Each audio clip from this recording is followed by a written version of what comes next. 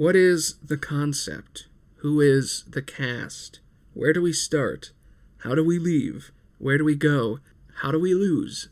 And where do we end up? With just these 7 questions in mind, I, Aloney, and my friend Scott will create a story as fast as we can. Enjoy the mess. Try not to cancel us. We're good boys.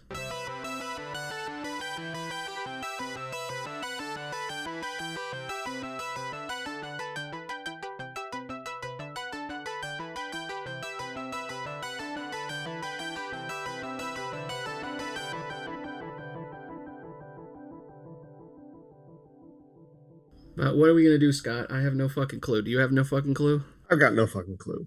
I know. Oh, shit. Okay. Da, da, da. Okay. The opposite of fantasy, because that's what this is. Our genre is action-adventure, sci-fi fantasy. That's what we've been doing nonstop. Either it's old-timey, 1400s, 1800s, whatever, like fantasy, like Victorian fantasy, I guess I don't know what you call it, pirate fantasy.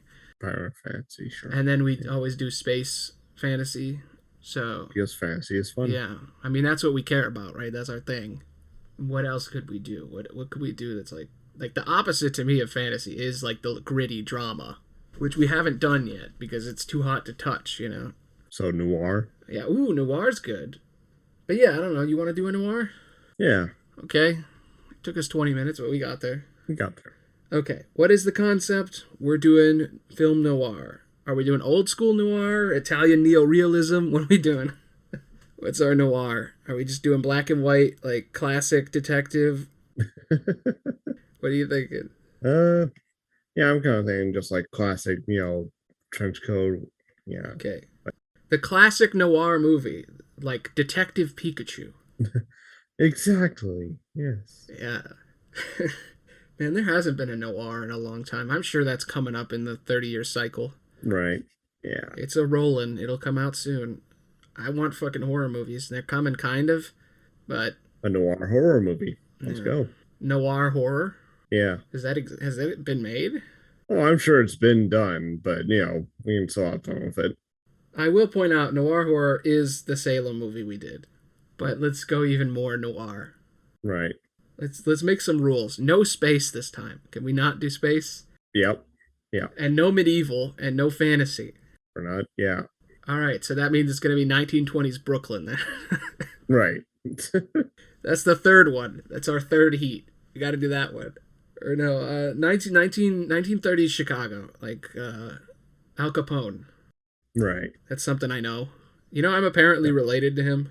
Oh, yeah? Yeah, apparently, according to my aunt, we're through marriage. We're like, he's like my great uncle, 3rd times removed or something. I don't know. Someone in my family married his son, supposedly. But I don't know this person that did the marriage, and I don't know who they married. So, I doubt it's real. Anyway, who's the cast, Scott? All right. Well, we got our detective character, but you mentioned Al Capone real quick, so that gave me an idea. So, we have our detective, and he's after a vigilante who's killing crime bosses. Ooh, that sounds good. That reminds me of Yeah. some 7 Psychopaths, a little sprinkling. I like it. Okay, I like that. Okay. Serial killer after criminals, gang members. They'd call themselves vigilante, of course. Yeah. I actually just watched a video very recently about a real life vigilante. Yeah. Yeah. What was his name? Phoenix something. He was in Seattle and he dressed like a real suit, like Batman. Like he had like yellow Batman clothes, and he actually fought crime. It was crazy. Like it happened. There was a whole team. Like they actually fought crime in real life, like superheroes. Oh, wow. It did not end well, but he did it. He was a boxer, and then he became like a real life superhero. Oh. Like he was a boxer at first, then he became a teacher for like special eds kids, and then he became a superhero in real life. There you go. And eventually he got in trouble for like basically macing people or something, and he ended up showing his real face and revealing his secret identity. And he was a famous boxer, which means, like, just think about how comic booky that is. It was so comic booky that there is a comic book about it. There you go. But anyway, okay. Detective, hunting down vigilante serial killer. Cool idea. So what other characters can we have? Is the detective going to have a gal Friday or a man Friday and the detective's female? Female detective, man Friday. We're doing it. Yeah. Yeah, all right. Might as well. I can't make anything unless it's woke. Right. It's got to be a Wookin. Just, come on. I'm a Wookie. I got to do it. Okay. So, female detective, man Friday, vigilante serial killer. Who's the... What if this was like... I just had a stupid idea, but what if this was like noir John Wick? Yeah, pretty much. Yeah. Like, that's how the vigilante works, yeah. So, yeah, look, like, yeah, what if the serial killer scenes are all like... It's like, what if a detective was following John Wick? Right. Like, you just go into the bar and there's just like 80 people killed with the pistols, or like the guy that gets killed with the pencil, Right. So you get like, okay, the vigilante serial killer is going to be like a John Wick type dude. Right. And actually that works really well for like, him killing 500 people because his puppy got killed. It's like vigilante serial killer doing the same crazy backstory shit. Yeah. Lost an old flame to crime. Yeah. What other characters we got? We got the crime boss, right? The big crime guy. Right. With all his crime, lesser bosses, I guess. Okay. Yeah. We said it was like 1930s or so. Yeah. So they own the city. So we got they got the network of speakeasies. Yeah, and they also control the cops and the entire city. Right. So that works for like a vigilante thing. Yep. So, all right. Do we need a mentor of some kind? Or since this is noir, I guess there is no mentor in noir, is there? I'm trying to think of like where would a mentor play into this? Yeah, well, I always write in Hero's Journey, so there's a mentor in there. Right.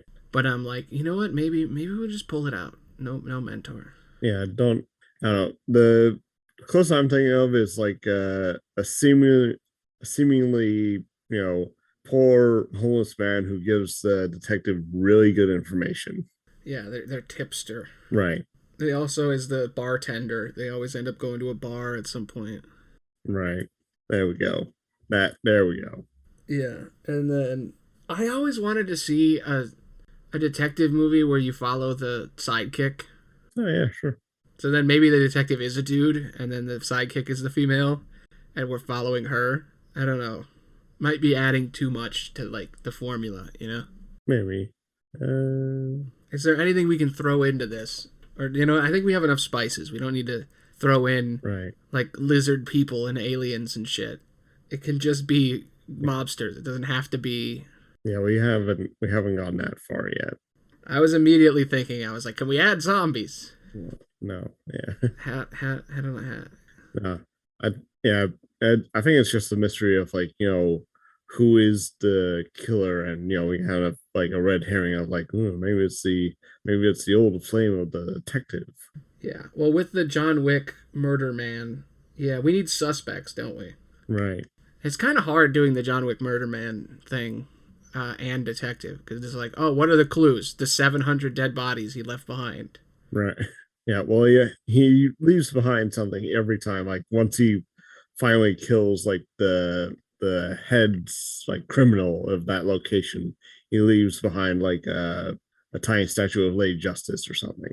Yeah, he leaves behind something that identifies him in some way, some personal thing, right? Right. Like, basically, I do like the idea of a movie where you follow a detective walking around, and then they walk into the crime scene that was the John Wick murder room, and while they're in there, it's like flashing to the John Wick action scene. Yeah. So they're like, or it was like, it's like backwards. Like like imagine the visual of a detective walking up, and they walk in and they look at the room. There's a bunch of dead bodies. Yeah. They go up to a dead body, and as they walk up to one, we see in their head what they're imagining. But instead of just cutting to it, it's like backwards. So like you see a guy dead on the ground. He walks up to him. He stands up. You see the guy rewind up and get shot in the head. Right. And then he turns, and you see the shot of the guy holding the gun, but he has no face. Right. Yeah. Never revealed the face. And it's like, I just want to write that. That just it seems fun to write. Maybe, yeah. So yeah, we have 5 of those, and then the movie's over. Okay, we got all the characters then, right? We got detective, Man Friday, homeless tipster, bartender, vigilante, crime boss. You want to have a red herring. I don't know if red herring works in this. Well, I mean, if it's a detective, there's a mystery, again, of who is this vigilante? Because Yeah, it's, I know. Then who's the suspects, right. Okay, then let's just start then. That's a good enough concept and cast to keep going. So let's go to the next one. Okay, where do we start? What is the safe haven for this detective, and where do we meet them? At the bar. Okay, yep, perfect. Makes sense. I do want to see their office at one point, but I do think starting at the bar makes sense. Yeah. Okay, in a seedy dive bar. Or no, in a speakeasy. Duh. Oh, yeah. Yeah, why did that's so fucking stupid that I didn't think about that. There's no bars. Yeah. And the detectives hired, yeah. Yeah. The detectives hired by someone in the crime syndicate. Yeah, there we go. Okay. So, it starts with detective in the bar drinking. We could just start straight up with the murder. Like, we could just be there's a guy drinking at a bar, you think that's the main guy, and then he gets shot, and then the whole John Wick action scene happens, and then it cuts to the actual detective walks in, and the guy they're talking to is like, we've lost 3 detectives on this case. So you see the previous detective get murdered. That's usually how it starts, right? Is with somebody getting killed. Well, yeah, someone getting killed, but yeah, I'm not. I'm saying you start the movie with the traditional old school noir main character. Where he has like the speech and he's doing the whole like monologue and it's that character, and then he gets shot in the middle of his speech. So he's like, I saw a dame and blah, blah, blah, doing the old timey. Right. Yeah. Yeah. He's in the middle of his old-timey monologue, and then he gets shot, and then you just see John Wick running around murdering like 10 mobsters, and then walking up into the bar where all the dead bodies are is our main hero. Right. Yeah, that will. Lady detective. Yep. Pick a female name, Scott, and we'll use that. Ashley. I don't know. Ashley. Perfect. Or actually, well, we're doing a noir, so it has to be something... 20s, right? Well, no, it's like, we have to come up with the full name, I think. Ashley Cinders. Detective Ashley Cinders. Is that what we're going with? I guess. Okay. So, in a speakeasy into Chicago, a traditional, what's the name of the guy in a noir? I don't know. A traditional noir man. Yeah, I mean, he's going to get shot, so. Yeah. He is doing his monologue. Yeah. The monologue can also be about how he's finally put all the pieces together and he knows who's truly behind it all. And then someone walks up behind him holding a gun to their back and they have a little like back and forth like, oh yeah, you get the classic, it's you! You're too close. Right.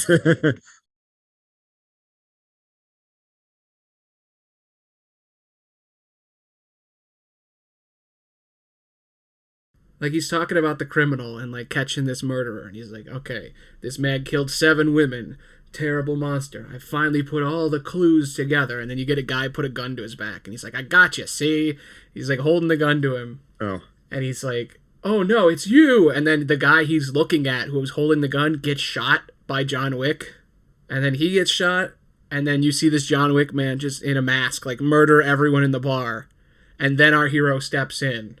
Ashley walks in. She's like, this is a shit show. Yeah. I think that's too much. Yeah, just like I get what you're saying, but I think like keep it a little simple, like just like he is tracking the vigilante, maybe for different reasons, so but okay. Then I went too far. That's why you're here, to pull me back. Yeah, like you made it a little too convoluted, and that we want to keep it simple for the opening. It's too confusing, yeah. Yeah. It would, I'm just saying, it would be pretty fucking funny to see a scene where a guy walks up and he does the whole thing, it's you, and then they both die. But alright, I get it. Too far. That's why you're here. That's what this show is. If this was talking at no one, I'd be doing something weird. Yeah. The movie Men in Black? Yeah. Where, I'm not we're not making this aliens, but in Men in Black, there's the whole plot where the bug, the villain alien is after these two other aliens, and they're after the galaxy. And in the original script, it was the two aliens were of different species, and they were talking about peace negotiations, and then the bug kills them. So both species start attacking Earth in retaliation, and they ended up simplifying that. So the two aliens weren't separate species; they were just colleagues, and so they had like a whole side plot of like the two aliens were at war with each other. The bugs wanted to maintain that war, so they killed the two. Yeah, what I'm getting at is that it was a little convoluted, and they simplified it by just saying like, okay, no, they're just they're colleagues, and it's not a war. The point being, it was a little convoluted at the beginning, and so they simplified it. That's what we need to do. Yeah, I get it. I do remember something about peace in there. I think they kept the peace negotiation thing and just put it at the end. Something like that, yeah. Yeah, I think they took the galaxy, the object they're trying to get still causes that, like it still stops a war, but I think they got rid of them talking about it. Yeah. Oh yeah, like it's a case of like it was supposed to be a symbol of peace between their two aliens, but then yeah, no, it's cool. That's a fucking awesome idea, and I get why they took it out, but it's kind of a shame. Yeah, yeah. Well, it's just again, like this. It's just all right, yeah. Yeah, it's not too important to the plot, so simplify it. That's the point. Yep. Is killed by the killer. John Wick action. All right.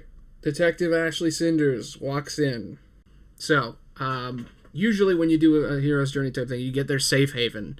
But I guess a detective's safe haven is the job, right? Right. So she's going to be briefed on the case, right? Is that where we want to start it? Or do we want to start with her doing something else first? Briefing her on the case, like like you said, her walking into the bar, seeing all the devastation. A crooked police officer walks up to her and tells her like the situation. Okay. And then she sees something in the victim's hand. Like suppose like a piece of paper or something. Yeah, note. Yeah. In the dead detective's hand. Yeah. Message written in Latin because why not? Yeah. Okay. Yeah, I want to set us up before we go on the adventure, you know what I mean? Right. Yeah, I think we're doing a good job of that. Yeah. Okay. Well, I guess because the cast is so streamlined, I'm trying to figure out like a nice, maybe she's there when he gets murdered too. Like, if we cut between this detective being murdered and this woman talking to people there, maybe we can cut back to her. Like, the idea that this place gets destroyed, I feel like there needs to be a scene before this. You know what I mean? I don't want to just start with, there's a case. Because then there's no room to get to know anybody and you don't really care. You know what I mean? Well, we can open with a grand action scene and then, like, build ourselves up from there. Yeah. Okay, I'm trying to figure out like a safe, like normally it would be like a guy gets murdered, he's thrown through a window into an alley or something, right? Right. And then the noir guy, he does the monologue, the guy dies, talks to the people, all right, you got the case. Then he usually goes back to like his office or like to the bar to talk to somebody and like, chill for a second before he goes and does the big thing. Right. So I guess we can still do that. I guess. Yeah. We'll do the briefing, and then the two of them go back to the office then. Right. And then the office is sort of their safe area. And maybe, I don't know, maybe we can have their office get destroyed at some point. Like, I'm just trying to figure out the first 10 minutes, because the first 10 minutes of a movie are very particular, at least when I do them. And once you have that solid base, you can do whatever you want. Right. So if this is like a stinger in the beginning, that's fine. But then, they need like a safe place where something starts off, like there's a catalyst that creates the events that will follow, and then there is an inciting incident that is the big thing that happens.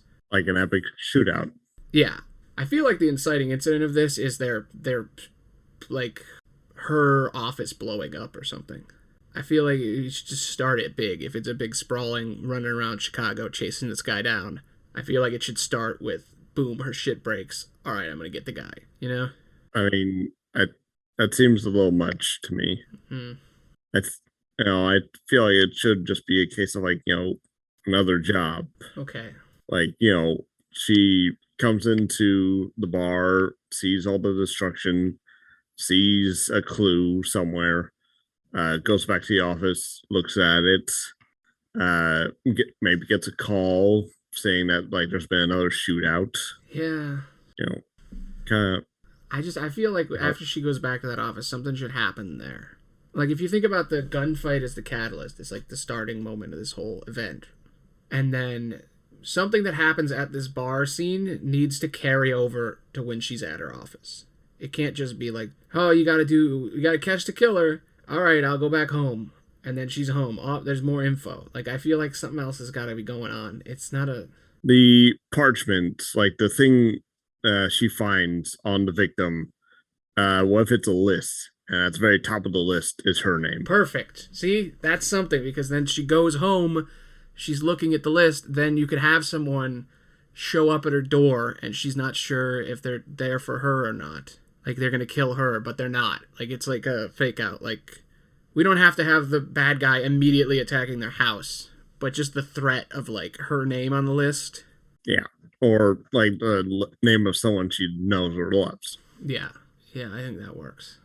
Could we go as far as to say like it's her family, like it's her mother or her dad or something? Right. Yeah, there we go. And then it's like then the safe haven isn't her office, it's their family's house. Right. Yeah, her father was a big name boxer who did some side work for criminal mastermind, as like, just being some muscle. Enforcer. Yeah. Doesn't really do a whole lot these days, but his name's on the list. Yeah. List of people, her dad at the top. Boxer. Add that to the characters. Mickey Cinders. Yep, there we go. Boxer. And father. Okay. Gives me Daredevil vibes. Alright. Alright, then she goes to her dad's. Do we want to be at her dad's boxing place or at her dad's house? Boxing place, show don't tell. Yeah. And just like he's looking over like some of his old like trophies he's won, just when with a big old smile. Yeah. Yeah, he's there's a lot you can do with that scene. Yeah. Boxing arena, daughter meeting estranged father. Like they're not super tight anymore, but his name was on the list. Like that's already an exciting scene to write. Right. Okay, so far we got who the characters are, and then we figure out how the story starts with this action scene. Detective shit, where she's like, "Ooh, what's going on?" Mobster, yo, corrupt cop. He's like, "Hey, we need you to do this." Blah blah blah. Blah. She pulls out the note from the victim's hand. Oh shit, my dad's on this list. Head to the dad's place. I also want to say, while she's there, I feel like to get a little bit of character shit, I feel like the man Friday should be like some like skinny nerd that follows around writing, like taking notes. Big old glasses. Yeah, like an apprentice type deal. Sure. I think he's got like a newsboy cap and he's following her around like Shia LaBeouf in Constantine, that character. Like just like, oh, you're so cool, and then they die at the like halfway through the movie. That guy. All right. Yeah, Shia LaBeouf. That's his name. His name's Shia. Just as a nod. Shia Murphy. Yeah, Shia Murphy, the Man Friday, and then her name is Ashley Cinders. Mm-hmm. Okay, so she's at the boxing arena with her dad. After so in the beginning, her and Shia are hanging out. Go to the speakeasy, all that. Goes to her dad's boxing arena. So she's at the arena. We've already established her as a character and the Man Friday as sort of like a Poindexter nerd that follows her.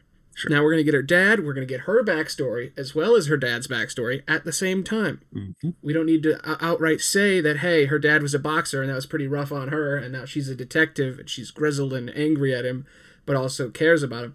We don't need to say that, but that's what's implied in the scene. So, what happens at this boxing arena?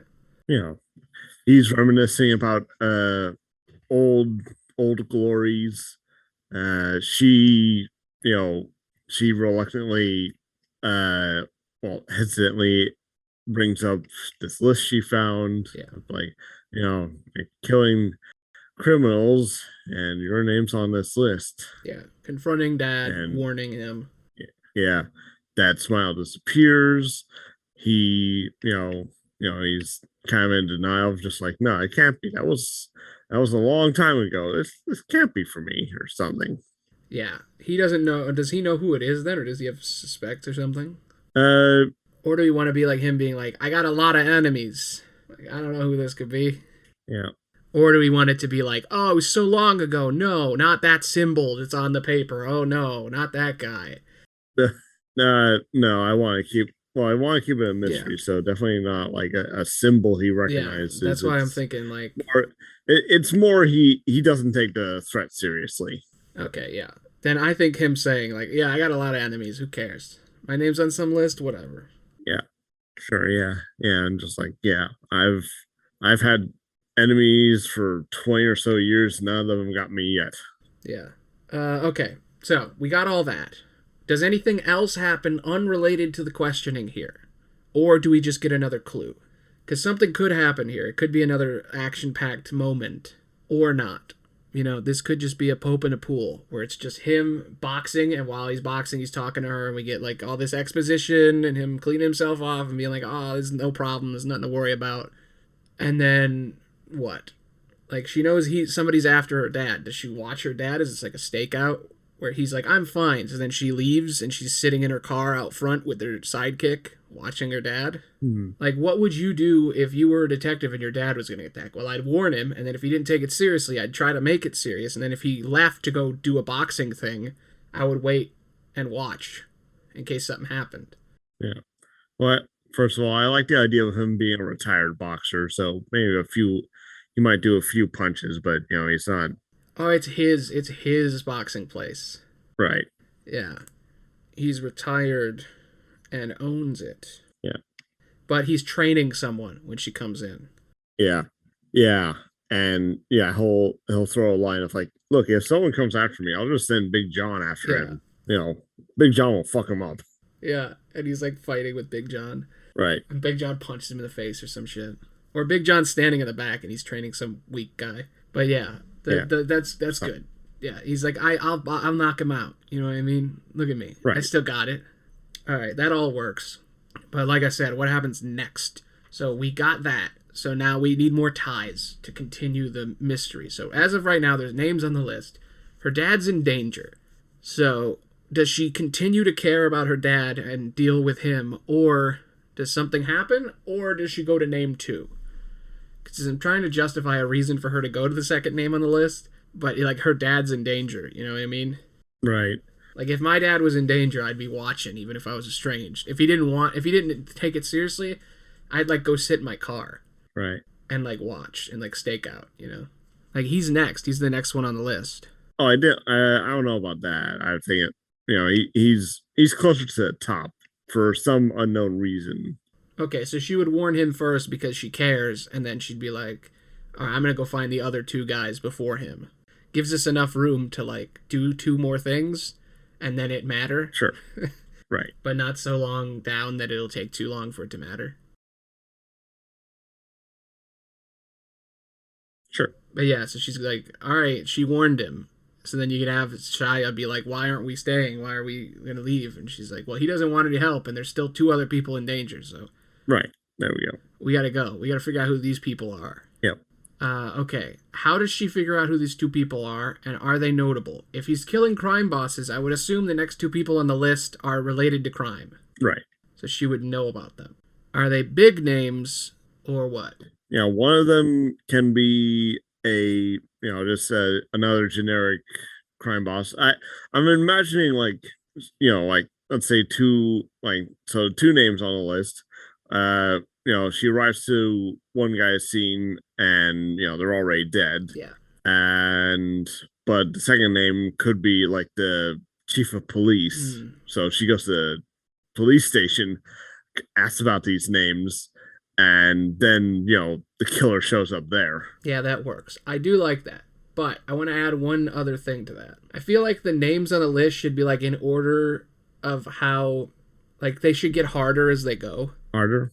Yeah, like if you're a vigilante hunting down and killing a bunch of mobsters, and you're like, you would go up the list. You would go like weakest guy first, and go up like because the dad is like just an Right. enforcer for them or whatever. Like her dad is third on the Yeah. list, so he's like a low ranking Yeah. dude. So I was like, the people before him. Right. Except the vigilante's like backstory ties directly into the father. Like the father might have been a lowly enforcer, but like he directly killed the family member of the vigilante or something.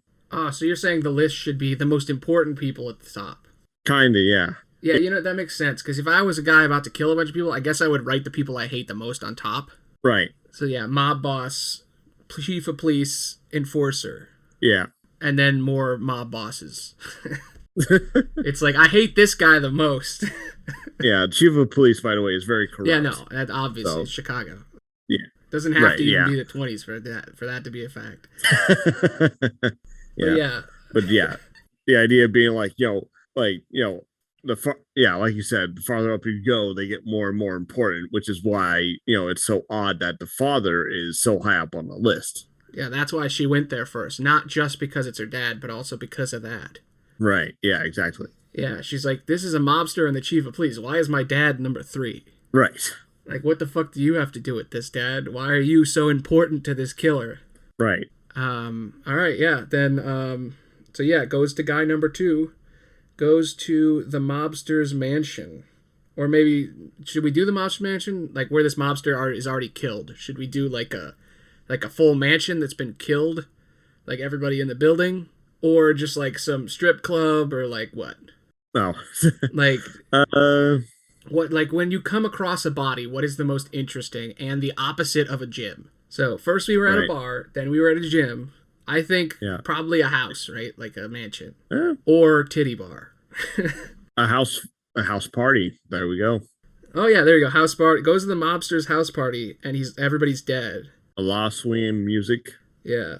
Or where there would have been a lot of swinging music. Yeah, dead swing players everywhere. Just imagine like a badass like a fucking crazy like swing party, but everybody's dead. Like everything's dead the second you go in. Right. Yeah. It's like if she would have gone there first, it would have been like the traditional like mobster shit, like the traditional noir of like and the party and everything. Right. But they're already dead, and then that gives us the whole detective thing, right, with the rewind time. Right. Because then you can rewind swing music backwards. That sounds fucking awesome. Yeah. Oh, what's it called? What is it? A xylophone or like, the old timey like, record player. Yeah, like the old record player with the big fan. Right. Okay, yeah. So, dead swing players everywhere. She finds the dead mansion party. Yeah. Time rewind detective shit. Is there a survivor, or do we want to have her go straight to the police station to report what just happened? The police. Yeah, okay. I don't want to get too far from this because there is more we can do with the scene, but the police arrive on the scene and arrest her. Oh, yeah, and then while she's in jail, the whole police station gets destroyed, like Terminator style. There we go. Yeah. Yeah. But before we should probably do a little more work with the mansion. Yeah, okay. Cops arrest her. Yeah. So yeah, I want to say there's probably a few survivors. Like, want to say the killer operates kind of like the predator, sort of, where if someone's not shooting at them, they're fine. Yeah, they ignore them. Yeah. I feel like if somebody works for the mobster, though, they're fair game. Sure. So it's okay. Yeah. I don't know. The swing player being dead though is pretty fun. Maybe there's like one dead swing player and everybody else ran out. Right. That guy pulled a gun. So. Yeah. Okay. So she goes to the mobster's house party and she finds the dead people, and then there's only a couple of dead people in the building, but she can as the time rewind thing happens, you see people running away because she can see the footprints or whatever. Sure. Yeah. Like scuffs on the floor, like swing music rewind. Sure. And then you see, oh, okay, there was a guy playing violin, and she's explaining to Shia all this shit. I do want to have a scene later where she asks Shia to do the rewind thing, and it's less good. Like he's like, all right, Oh, well, just like, yeah, he's like, oh, clearly this person was charging the killer. No, they were running away just like everyone else. He says that, and then it shows them rewind to the person running, and then he's like, to charging, and then he's like, nope, they're not charging, and they change. Right. So it like updates with what he's saying. Anyway. Yeah. Okay. So we get the house party, swingers, dead swing players, dead mansion, time rewind detective shit. Cops arrive and arrest her. Maybe she has to fight the cops at first. I don't know. Or no, because fighting the cops, they're just gonna shoot her. Right, yeah. She's just gonna get arrested then. Yeah. Does she have to fight any of the survivors, or are all the survivors gone? Nah, all the survivors are gone. Okay. So, all right, the cops show up and they arrest her. I'm sure we in the writing process, it's pretty easy to write a scene where it's like, all right, everybody in this building's dead. Figure out everybody who's dead. All right, cops got you. Right, yeah. That's enough. That's a whole sequence. Shia is, like, avoids capture. Yeah. Shia runs away. Okay. All right, the next question is, how do we leave? Which is usually how we get out of the safe haven. But we've kind of already done all that with this cop thing. So I say we already answered that one. Mm-hmm. So we're in the police station. And before we do the whole figuring out what happens at the police station stuff, we need to figure out where we're going, like heading in the story. So she's at the police station. Shit's going down. There's going to be people getting killed, all this stuff, police chief being attacked. Her dad's the next one on the list. So what is this big climactic moment we're leading towards in the overarching movie? And what's the moment where she loses? Well, you know what I mean? Like way later in the movie, I'm talking. Right. Well, just because it'll help us shoot there fast, like get there faster. Right. If we figure it out. Yeah. Well, father dies. Okay. Yeah. At the boxing arena, Big John was not enough. So that way we don't have to kill Shia. We can just kill the dad. Yeah. That's the all is lost moment, is her dad is dead. Right. So now we need to stretch the movie for her to get from police chief being attacked to her dad dead. So I feel like she needs to save her dad once if we want to keep him in. Or is it just going to be her dad dies and then the name after that? I guess there's just 4 names on the list. Sure. Like it's like mobster, police chief, her dad, last guy. Right. Okay. Then yeah, so they're going to kill the police chief. So we get so that means the whole movie so far is bar scene sequence thing where there's the bar, the murders, she coming in. Okay, like the bar in the beginning, the bar scene, the speakeasy. Yep. Speakeasy, shit going down. Mm-hmm. Then we get a sequence of her going to her dad, and we get the whole dad chat and learning about her past and her dad's past. He doesn't care. Then she goes to the mansion. Oh shit, the destruction this person is rotting. Look how powerful and evil this person is, killing all these people. Oh shit, the cops got her. Now she's in the police station. I need to warn them. I need to tell them, oh, they're getting shot because they ignored you. Now they're all dead. Right. So I feel like there's like 4 scenes there where it's like arrested, interrogation, Shia trying to get in, like Shia gets arrested, and then the attack. Well, I like the idea of like she arrives at the station. The chief could be, interrogating her, may even being like, I don't know, being a creep or something. Yeah, or just like beating abuse, like beating the shit out of her for info, like false confession, something like that. Yeah. Yeah. And then they he asks a few questions. A little bit of information is learned, not a whole lot, before you start hearing gunfire. Okay. Yeah, so she's locked in the interrogation room, provided they had one in 1930 Chicago. Yeah, they did. Okay. Also, that false interrogation, cops beating the shit out of you, that's still a thing to this day. Oh, I'm sure. My aunt actually got reparations for that. Huh. Yeah, that shit still happens. She got paid because that shit happened to her, because it still happens where cops arrest you and then they just sign it or we'll beat the shit out of you, and then you sign it. Right. Okay, so she's being interrogated, tries to warn them. Yeah, Maybe he learns. Beat the shit out of her. Maybe we get two different ones. So, like, she tries to warn the detectives, then a corrupt cop shows up. Well, the chief is the corrupt cop.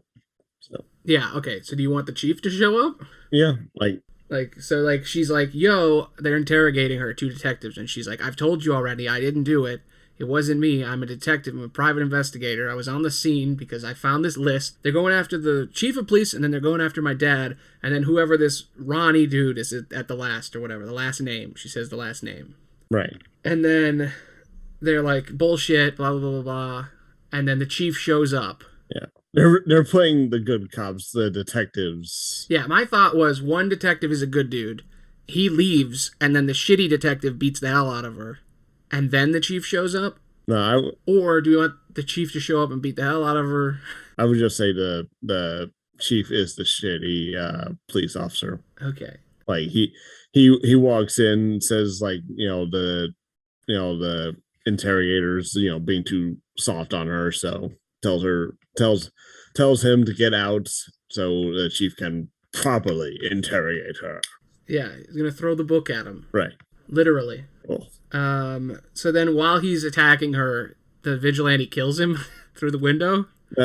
There's gunfire, and the chief's like, what's that? Oh, okay, so she's with him when it happens. Right. When it starts to happen, yeah. Yeah, okay. And they haven't even booked her yet. Like, they don't even know her name or, like, have taken fingerprints. Right. That way, when she runs out, they don't go after her later. Sure, yeah. Because there's no cameras. Yeah. So, it's literally just fingerprinting and guessing. Yeah. Yeah. Oh, and like we said, Shia maybe comes to her rescue, actually comes face to face with the vigilante whose face is covered, so doesn't really see who the vigilante is, but has a brief moment of like, oh god, it's him, it's them, they're going to kill me right now, and the vigilante just walks right past them. It could also mean that it could be they actually see their face and they're target number 4 or target number 5 or whatever. Or is that too much? Is that adding too much? That could work. I do think it needs to be covered. The face needs to be covered first, though, because we still want it to be a mystery of like, who is this guy? Yeah, maybe. Okay, we'll keep that in the back pocket. But yeah, they beat the shit out of her. Gunfire. Chief is on the run. She slips out. He dies. Man Friday shows up with the car. Right. Sees the vigilante, but not their face. Yeah. Vigilante spares them and walks past. Kills the chief. She escapes. Alright. Cool. Next is the dad, right? Mm-hmm. So she just escaped a corrupt cop who got murdered, and the next guy on the list is her dad. And she has a head start to make it to him. So are we going to get boxing arena number 2, or maybe he's somewhere else? Like she meets him wherever the hell he is now? Still at the boxing arena, yeah. Okay. Then we can get like what if it's like a siege thing where like she has time to prep before the guy gets there. So it's like, all right, he's coming for you. He just took out an entire mansion. He just took out all the cops. We need as many weapons as possible. We need to protect you right now. And they like get all the people in the boxing place and all of like the dad's corrupt friends to like get out guns. Like the dad's been running guns this whole time. He's like, oh, they're coming for me? All right. And then he pops open a locker and there's just a fucking Tommy gun in there and he pulls it out. Sure. Yeah. She's like, what the hell have you been into? And now you're learning more about the truth. Of like, he's not just an enforcer. He's actually a crime boss. I do prefer him, like, again, it adds intrigue to the list of like who this vigilante is. Again, like, I don't mind the visual of him pulling out a Tommy gun, but what if Big John is a mob boss? Maybe. Like he pulls out the Tommy gun. She's like, what the hell are you into? And he's like, what? It's from Big John. I told you Big John's got this. And there's right. Like 8 rows of guns. And Big John pulls out like a fucking chainsaw. Or he pulls out like an 1800 shotgun, like the really good shotgun. He pulls out a shotgun. There we go. Yeah. Or like a fucking chain gun. Right. Yeah. A saw. There you go. Yeah. Oh, Big John isn't necessarily a crime boss himself. He was sent by the criminal mastermind to watch over The father. Oh yeah, because the last guy on the list knows that the vigilante's coming for him.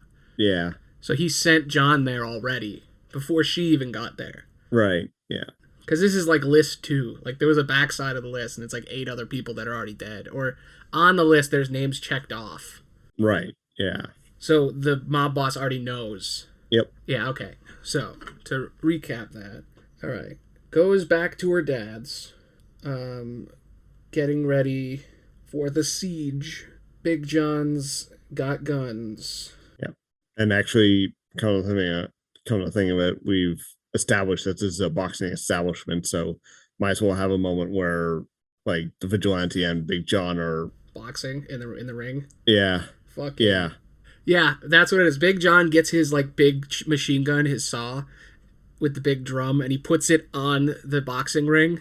Oh. Like he sets it up in the middle on the stool, and he's like waiting, looking at the door, and then the vigilante comes from behind, and they start boxing in the middle of the ring. Right. Yeah, that's good. Okay, so Big John's got guns, sets up in the ring with a big chain gun.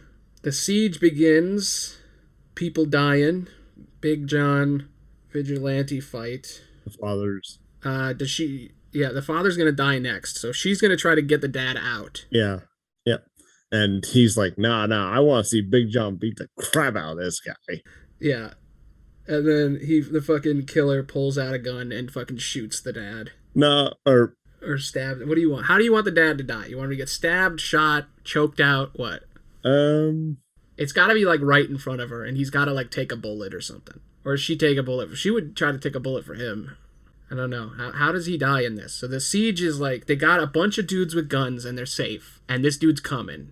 And then him and Big John are fighting in the ring after he just like killed like 20 dudes in a hallway. Right. Okay. Because he came through the back or whatever. So how does the dad die? That's what the next thing that happens is the dad dying. So like, what happens? What's his redeeming moment too? Because right now we've learned that he's like, we're going to add a little bit of him being a shitty dad in there probably. But like, what do we do with this, you know? Right. Because the guy wants to shoot him, not her. So he can't like take a bullet for her. Right. So has to be, again, we want to imply that this is somehow very personal to vigilantes. So I'm thinking maybe have the vigilante actually pull out some like brass knuckles. And so that's like how he's gonna that's how he takes out Big John. He starts losing, so he pulls out the brass knuckles to finish off Big John. Yeah, and then he finishes him off. Then what about this? What if, so yeah, he says, yeah, I can't wait to see Big John beat the hell out of him. And then he pulls out the brass knuckles, beats Big John to death in front of him. And he's like, okay, we need to leave. And then they start running, and they get into a back room, and they have to go out the window. And the window's up really high. And then they both go into the room. Right, yeah. And maybe he locks the door and he confronts the guy. Right. Because I want to hear through, I had the image of her in a tight space, like a window or like an alley, like trying to get out. And her hearing her dad talk to the guy instead of coming with her. So like, I also like the idea of like a door being locked. Right. And him being on one side and her being on the other. Okay, yeah. So he's like, we're going to leave through this door. There's a window in the back we can go through. And then she goes in, and then he shuts the door behind her and locks it. And he like says through the door, he's like, I can't live with the guilt. I gotta talk to him. Yeah. And then we hear through I'm not sure if it'd really be guilt, but just. Or I need you to be safe. Yeah. Yeah. Like he's trying to save her, and she's like, I can save myself. Get your ass over here, and he gets killed. Right. Yeah. Yeah. Maybe a mix of both. But whatever. He locks the door on purpose, is what I'm saying. Yeah. Heroic sacrifice. Yeah. I wanted it to be like a heroic thing, but also there's got to be some. I just want to have the guy talk, like the bad guy talk to him, and us hear what the fuck is going on. Right. Yeah. And so we hear echoing through the room as she's in there, looking through the keyhole or whatever, like her dad getting killed by this guy, and the guy basically like yelling all of his bad guy speech shit at him. Right. Because that's what vengeance is about. You want them to know who's killing them. Yeah. So like maybe he takes off the mask and she sees it. Right. Or better yet, we could still do the Shia sees it and she's like on the other end or something and he sees it. Unless we want it. Fuck it. It's just her seeing it. She's looking through a keyhole over her dad's shoulder. She sees the guy rip his mask off. Right. I don't know who it is that we've already seen. We don't have any suspects or anything. Yeah.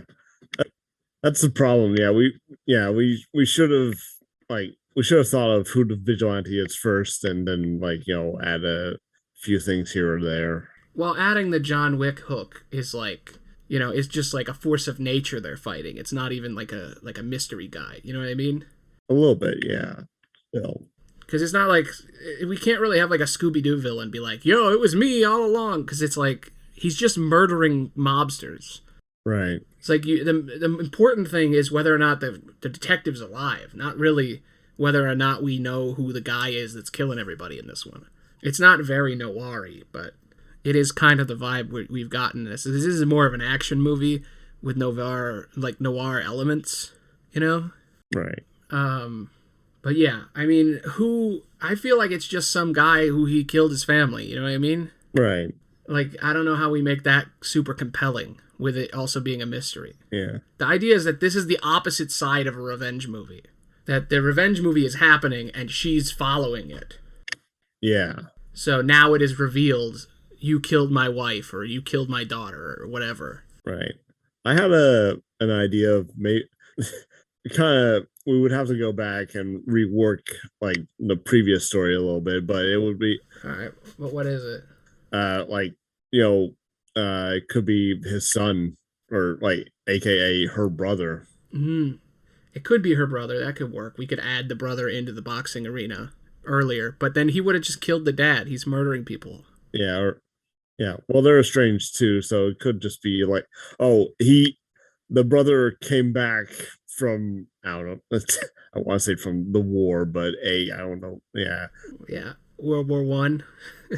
Right. 10 years ago. Right. Yeah. So yeah, probably not. But also, just they're both estranged. Yeah. I also had another dumb idea, which is what if it's Shia who's the bad guy? Yeah. I feel like that would. The reason he's not there when the chief of police dies. Right. It's because he's the killer. Like, it could work. Could do that. I mean, we don't have. Yeah, it could work. Either it's her brother, it's the killer kid, it's Shia, or it's the some random dude. Right. The brother thing could work if we insert him in the beginning. Oh yeah.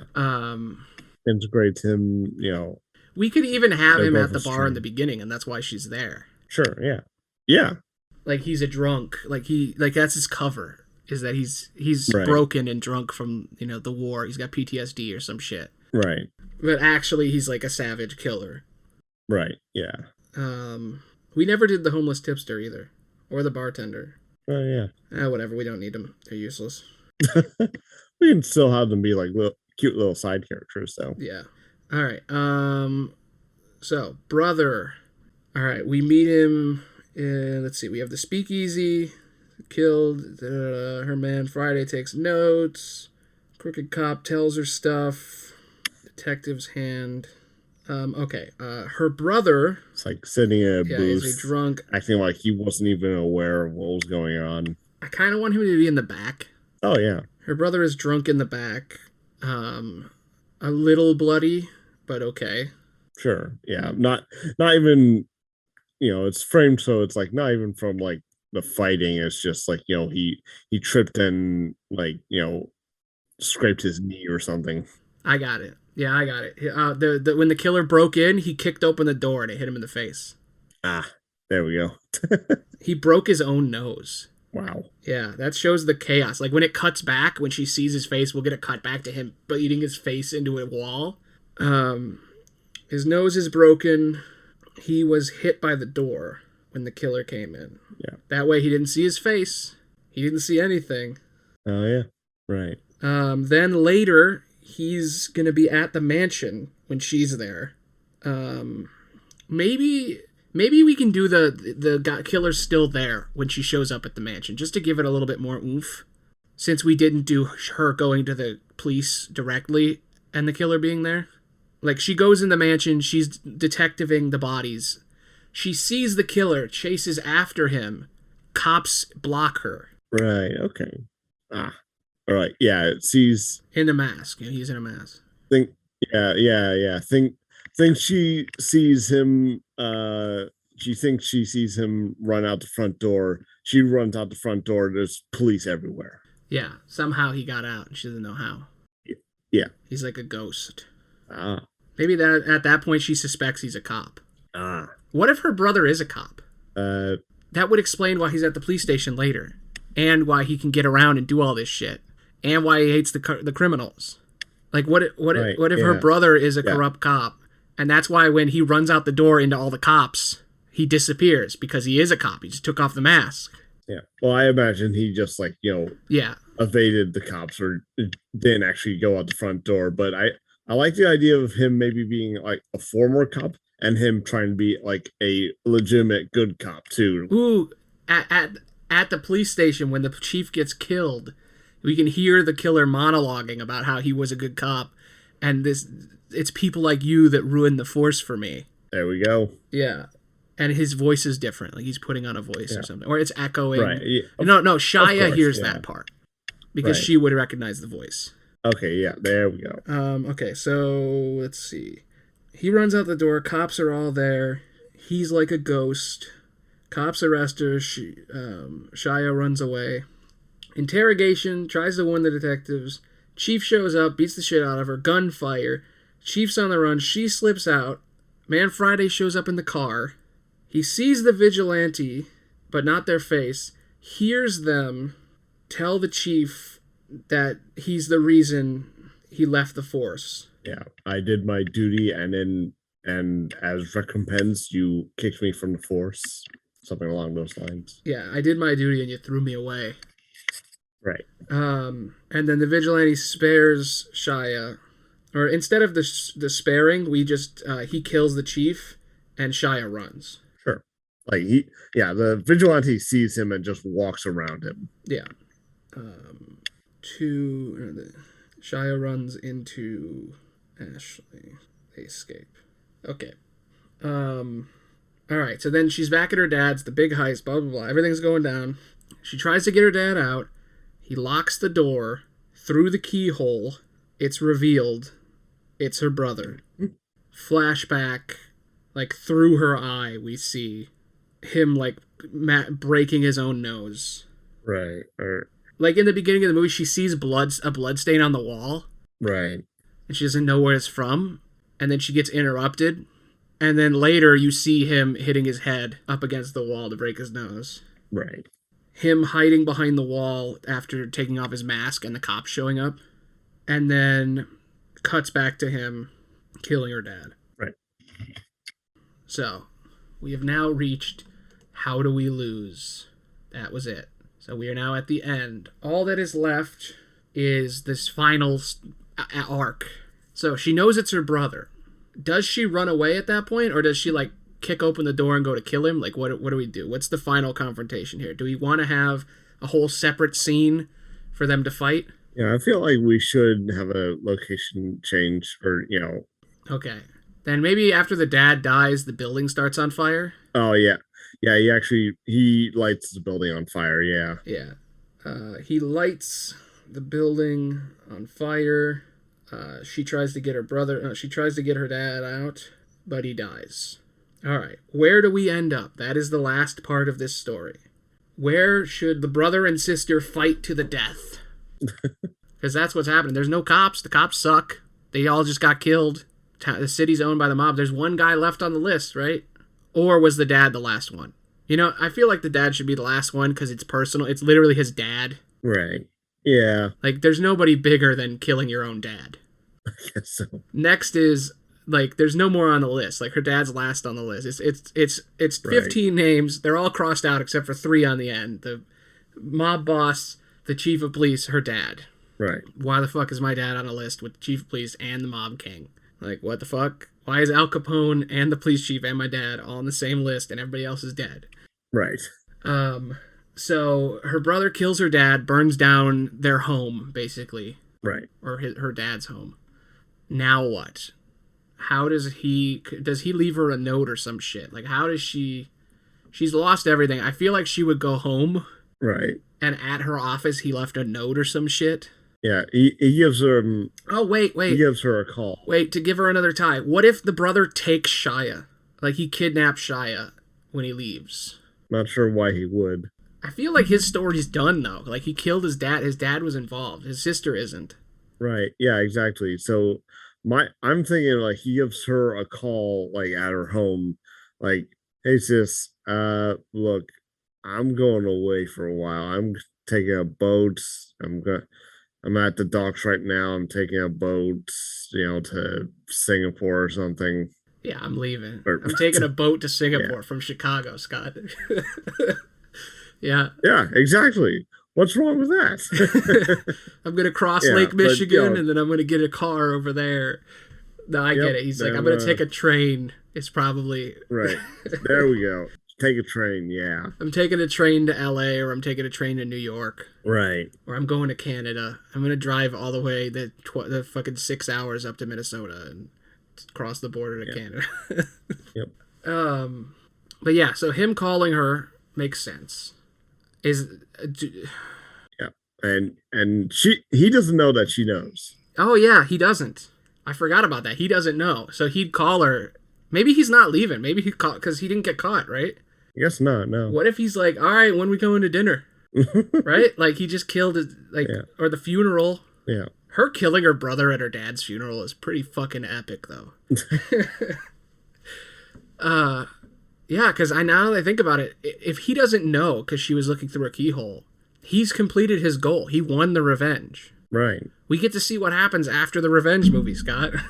Right. Yeah, there we go. All right, so there's basically one sequence left. So how do we get from her brother just murdered her dad, burnt down the building, there's no evidence, he killed the chief of police in a mask, he killed the mobsters, all of them, he destroyed all the speakeasy, he destroyed a speakeasy, like, he's done. Yeah. So now what? Maybe we should figure out what he wanted, like the exact sentence. Right. I feel like, okay, so he was a cop, he was a good cop, corrupt boss screwed him over. Mm-hmm. Yeah, and then something put him over the top after. So he got screwed over by his boss. He no longer has a job. His sister's a private investigator. Right. So he was thinking about doing that, but then something his dad did stopped him and made him lose his shit. So did his dad kill someone? Did her dad kill her sister-in-law? And that's why he's here. Yeah. Like what? Unless her brother's just gone unhinged and he found out that the dad has been working with them and that's enough to kill his own dad. I think unhinged. Plus, maybe he was rough on him as a kid, so. Yeah. Okay, so, like, what if he's gone... It would be crazy if he was fired for legitimate reasons. Like, he was fired for just being abusive. But that doesn't make any sense with the corrupt chief, No. Yeah. No, it was definitely... He was trying to take them down. Like, I get all that. I get I gotta take down the mob bosses. Right. So I'm gonna kill all the mob bosses. I'm gonna kill the chief of police. But the dad is the part that's crazy. Right. And we need a reason for him to kill his own dad. I know his dad was abusive and shit. So is that all we need? His dad abused him, so now he's gonna kill him? We should take it a little further where... Like, he was working with the gun runners, obviously. His dad was running guns. Right. Maybe while he's in the... Because I want to figure out what he actually says in that hallway. Because that'll help us figure out the end. Right. So he says, I was a good cop. They let me go. I've killed the mobster. I've killed the chief of police. I've cleansed the city. All that's left is you, Dad. I found out the truth. And then he reveals, like, his dad's working with them. Right. Or, yeah, or they're not even his kids, that he bought them. Like, I'm trying to figure out what crime is so unspeakable that your parent could have committed that you will murder them. I mean, he already hates his dad. He's already wants to murder him. This is the reason. Yeah. Is his dad selling kids? Like, what the fuck could he be doing that's so awful? You know what I mean? Right. Maybe the dad really is a bad guy. You know what I mean? Yeah. Okay, maybe at the speakeasies where it all went off. He's at the speakeasy, he's getting drunk, he just lost his job. Right. His life sucks, he's at the bottom of everything. And then he hears someone talking. And he overhears the name, like the mobster at the bar, talk about what happened. Whatever the thing is, right? Sure. And that's what sets him off. He's like, the police commissioner was in on it. The mob boss was in on it. His dad was in on it. The guy in this club is in on it. Ah, there we go. So, like, the guy at the club is drunk, and he's talking about what he did. So maybe we have to cut the detective in the beginning then. Right. Okay. Still why I want to say the detective in the beginning just gets shot doing a different thing. All right.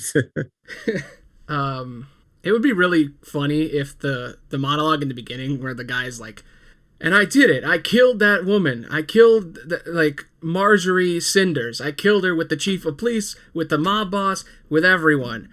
And then the guy standing 3 feet to the left shoots him because he said that, and that wasn't even the crime the detective was, like, arresting him for.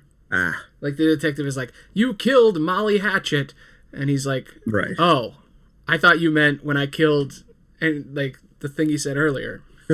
And then he kills both of them. Right. In a homicidal rage. And now we can just change the beginning if we need to. Yeah, sure. But he's him being at the bar, getting drunk, and then killing the man that orchestrated something with his dad, the mobster, and the chief of police. Right. It all makes sense that because he's drunk, he writes on a piece of paper, all right, kill this guy, this guy, this guy, this guy. Why wouldn't he just write dad? Yeah. Or maybe he's writing down what the guy's saying while he's saying it. Maybe, Or the detective wrote the list. No. Yeah, maybe he's sober. Like, he ordered a drink, but, he's just holding it in his hand. He hasn't taken a sip. He's just so mad. Yeah, like, he could be completely evil and this was all premeditated. Yeah, right. But what we know so far, her brother was at a speakeasy. He was at a bar. He learned something about one of the guys at the bar. That the guy at the bar, the chief of police, the head of the mobsters, and his dad all did something together that is worth killing all of them over. And he found that out, and now he kills them all. First, he kills the guy at the bar impulsively in front of everyone while wearing a mask, I guess. Like, do we want to say it was impulsive? Do we want to say it was premeditated? Because he bashes his nose into the wall so that he can cover. And he killed everyone there, too. Yeah. I think it is premeditated. And he doesn't have to kill everyone there, but yeah, a lot of people, anyone who pulls the gun. Well, I feel like if he just shot the guy, you wouldn't need a detective. Like, you wouldn't need a PI if he shot the guy. Right. Like, in the middle of the crowd. He just shot a dude in the face, and you're like, oh, it's that guy. You know?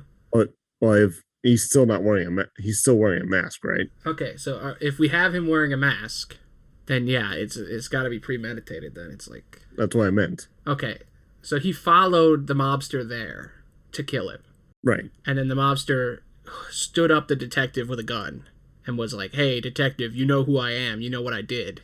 And then our vigilante shoots the guy, like the mobster. Right.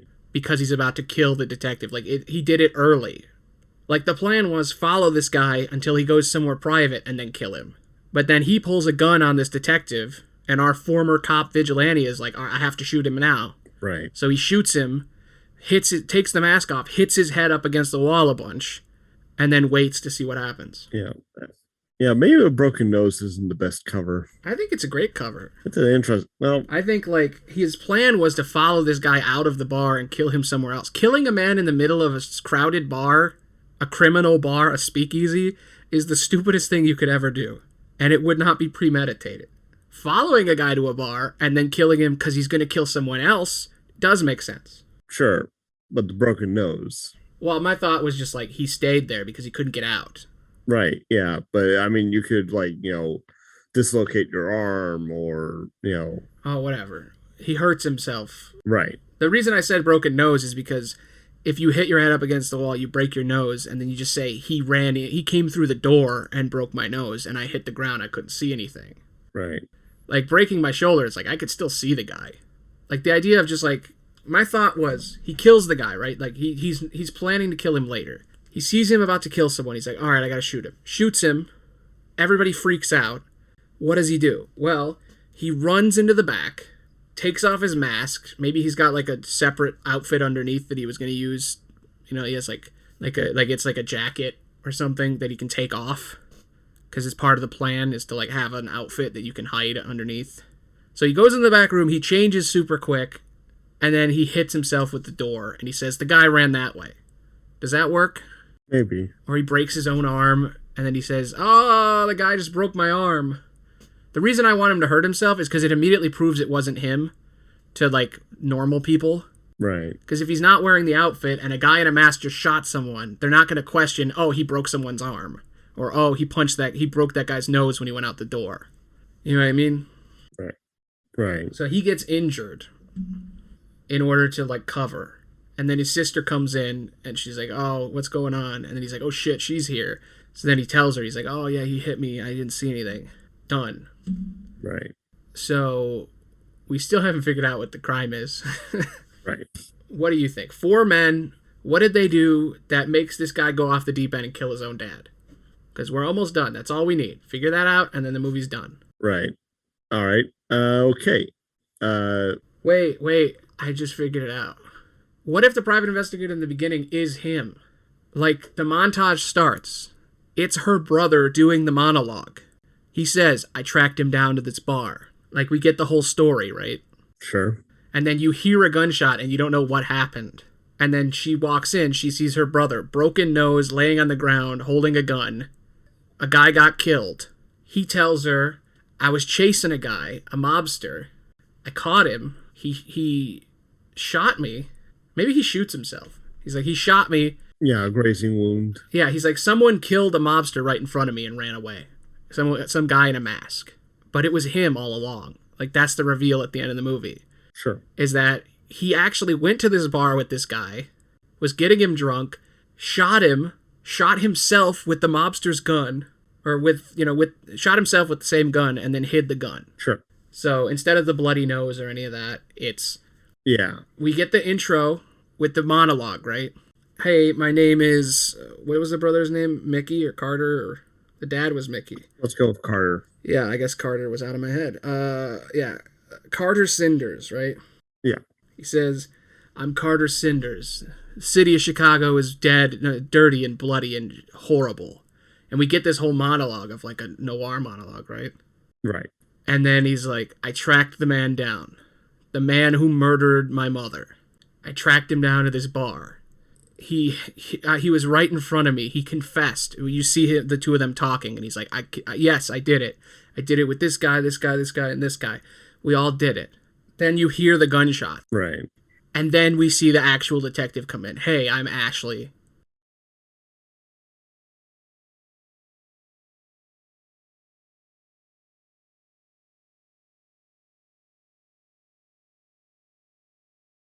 I'm Ashley Cinder.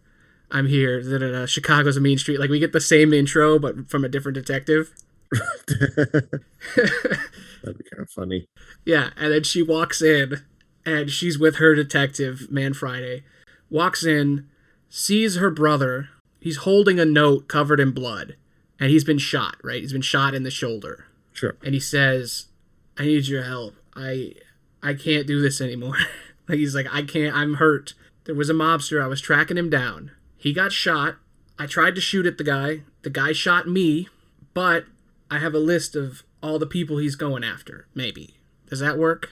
Like, there's one problem in this, is why does the note exist now? Because before it was a note in the detective's hand, but now the detective is the brother. Right. So what is the new note? Him telling her who he's going to kill is kind of fucked up. Right. Him being like, hey, a guy came in, he said 4 names, and he shot this guy. I wrote the names down. Here's the names. Like, it's just not mysterious enough, you know what I mean? Right, yeah, it doesn't quite work. I still like the idea of the list. Maybe she just... Like, where does the list come from now? Because I still want him to be the detective, and I still want that whole thing. Yeah, it fell out of his pocket, I guess. Oh, yeah, maybe she finds the list separately, and he doesn't know about it. Yeah. Okay, that makes sense. Before he went in there, he wrote down the people he was looking for. He found the mobster, killed the mobster. Right. Said it was someone else. She's looking for that guy. She finds the note. Maybe the guy that got killed had it on him. Like, he had the note. What if the note says, if I ever die, one of these guys did it? And it has a list of the 4 names. Does that work? Maybe. And then she's like, why the fuck is my dad's name on this list? Right. And then she goes to talk to her dad, and she's like, yo, this guy said that you killed him. Like, why is your name on this list? This guy wrote, these are the people who would kill me on this list. your name is on it. Why? And he's like, it's nothing. Nobody's after me. I'm fine. Right. Go ask somebody else on the list. Then she goes, asks the next guy. He's dead. Asks the chief of police. She's like, why is your name on this list? There's a guy going around killing people. One of them had your name on a list. He's already killed 2 people on this list. He's coming for you. And then he beats the shit out of her because he's like, don't tell anybody that I'm on that list. Sure. Brother comes in, kills him. Hey, I was a cop. We got that. Mm-hmm. Then at the end, kills the father. He says, hey, Yeah. I've been planning this for weeks. Yeah. You killed Mom. You beat the shit out of me. I knew you did it, but I could never prove it. Instead of killing the mother, maybe it's just like they all tried to kill him. Like they tried throwing him over a bridge or something. And like the father was there, and like, you know, father was scared, but you know, like they asked him, do you condone this? And he was just nodded his head like, all right, do it. It's my boy, but he's done wrong or something. So he kills his dad because his dad was going to kill him? His dad was there, yeah. I feel like somebody else has got to be there then if that happened. Like they killed him and his wife. Or him and his partner. All right, sure. I actually like the visual of like, he's in a trunk with his partner. Sure. And he's a cop. Chief of police, mob boss, and his own dad, along with this 4th guy, right, open the door. Mm-hmm. He's like, why the fuck are you here, Dad? Why? What is? He's like, you got too close, son. Dad, father, help me. You got too close, son. I'm sorry, it's just business. Yeah, I'm sorry. Yeah. Fucking, they chuck him and his partner off the bridge. Right. He survives. Partner does not. Yeah. He doesn't talk to his dad. His sister doesn't talk to his dad. Right. So then he becomes a PI and starts killing people? Vigilante, sure. Well, she's a PI. So he's not a... Yeah.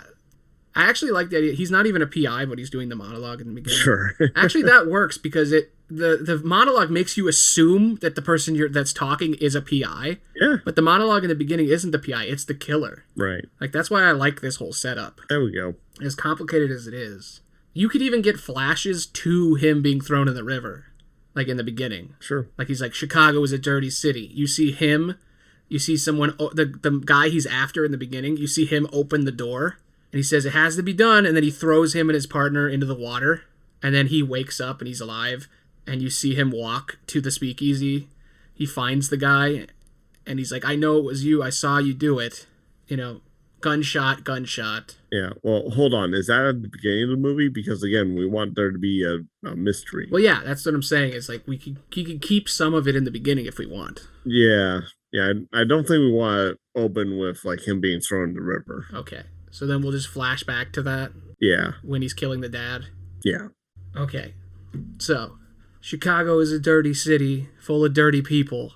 Maybe I'll even add like a little splash sound effect in the background or something. Something subtle. If you want. So that later at the end of the movie, but whatever. Anyway, he's doing the monologue, detective shit. Tracks down a mobster. You hear 3 gunshots or 2. You hear gunshots go off. Then you see the new detective. She says this exact same beginning line. She's like, Chicago is a dirty city, but it's her voice. Right. She walks up. He's there. He says, hey, I followed this mobster here. Some guy came in, shot me, and shot the mobster. We didn't see that, by the way. All we did was just hear the gunshots. Right. We think it's just a stylistic choice, but later you find out, oh no, he did both shots. The movie happens, and then when the dad gets killed, he says, like, do you remember that night? And then it flashes back or whatever. Right. And he gives him the line that his dad said to him before he threw him in the water, which is like, it's just business, kid. Right. And then he shoots him, sets the building on fire. Sister saw the whole thing. She knows her brother's a murderer. Right. What is the ending here, Scott? Let's see. Yeah, they exchange dialogue. You killed our father. He had it coming. I'm not going to kill you, though. He starts to walk away, and then there's a gunshot. Yeah, I guess. Okay.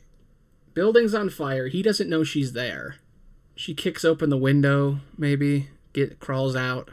Sees him walking away. Gets up.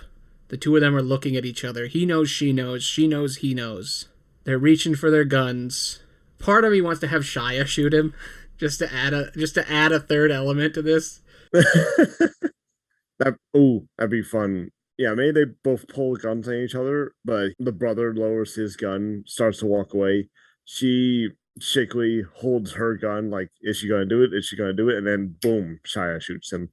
Yeah, you hear the gunshot, And you see her face, you see his face. And then you see Shia holding a gun that's smoking. He shot him. And then you hear him say, Chicago is a dirty city. And then it cuts to black. Story over. There we go. So going through that one last time so that we can make sure we both are on the same page with this. It's an action film noir. Right. It starts in a speakeasy. We hear a monologue from a detective, Carter Cinder, private investigator. Chicago is a dirty city full of dirty people. He's following a mobster to this bar. The two of them meet up. Gunshots. Two of them. Sister says the exact same line. Chicago is a dirty city. Walks up onto the scene, investigating what's going on. Finds her brother. Her brother says, I was tracking down this mobster. Some guy came in, shot me, shot the mobster. She's like, okay. Moves on. Finds the note. If I'm dead, this is who killed me. She takes the note. On the note, mobster, chief of police, her dad. Goes to her dad's boxing arena. Yo, what the fuck? He's boxing a guy. We get to know about their past a little bit. We've completely forgotten about the brother at this point. Then, she warns her dad. He doesn't give a fuck. She decides to go deal with the other people. Heads to the mobster's place. Mobster's entire mansion is destroyed. She's investigating the murder with her assistant, and we see like the rewind time effect of each of the people in the swing bar, so we hear swing music backwards as she's like figuring out what's going on. She sees the killer in the distance, chases after him. We get a nice chase scene through the dead mansion of dead people. He runs out the front. She follows him. Cops everywhere. You just hear sirens and guns pointing. Thrown in a jail cell. Her buddy gets away. Shia. He escapes. She's in the police station. Meets with the detectives. They're interrogating her. She says the chief of police is dirty. He's on this list. We gotta get him. He's gonna get killed. Chief of police comes in. He says, don't tell anybody I'm fucking dirty. Beats the shit out of her. You hear gunshots. He's gonna kill her so that she doesn't tell anyone. Guy comes in. They both escape or whatever. There's the big craziness of everybody dying in the police station. Chief of police is walking away. Shia's on the other side of the door. He could hear what's going on. Vigilante walks past Shia, and then Shia hears through the door the chief of police and him talking. And he says, I was a cop and you threw me away like I was nothing. You killed my partner, you son of a bitch. Gunshot. Shia runs away, runs into Ashley. Two of them leave. Then they go to her dad's boxing arena again, and they say, hey, they're coming for you. They just killed the other two people in this list. They're coming for you now. And he's like, all right, well, I'm not leaving. And she says, why not? Like, we need to get out of here. And he says, I'll be fine. He opens the guns. Big John's got guns. Big John's got this, right? Yep. Pull out the chain gun. All right. Single guy kills like 30 dudes breaking into here. Beats Big John with brass knuckles to death. The dad and the sister run into the back. The dad shuts the door. And he says, you don't need to hear about this. Get out of here now. Run. She stays. He thinks she left. She's looking through the keyhole. She sees the two of them talk. He says, so I guess you lived. I guess you survived, son. Rips off his mask. Two of them fight. Dad's losing. Brother pulls out a gun. We get a flashback to when the brother got killed. He got thrown in the water. Mm-hmm. His partner murdered. His dad was a part of it. Yep. He shoots his dad right in front of his sister. Sets the building on fire. Goes out. Shia runs up to the glass window at the back, and he's like, hey, we need to get out of here. He breaks open the window. She gets out of the fire, and she walks onto the street. Walking down the street is her brother. He stares at her. She stares at him. They both know what's about to happen. He pulls out his gun. She pulls out her gun. She's not going to shoot him. He puts his gun away. You hear a gunshot. There we go. Pan to Shia LaBeouf. Chicago is a dirty city. The end. Perfect. I think that's a good movie. Yeah. It took us a while, but we... Yep, we got there. We got a movie, dude. It really proves that you can write anything, even if you don't know. I think it's good that we start these without knowing what the fuck we're gonna do. Because it makes stuff like this. Like, where did we get that, you know? That was a mooble. It's a pretty okay one. Nope. Yeah, so, thanks for listening. Bye. Woo. We did it. Yeah.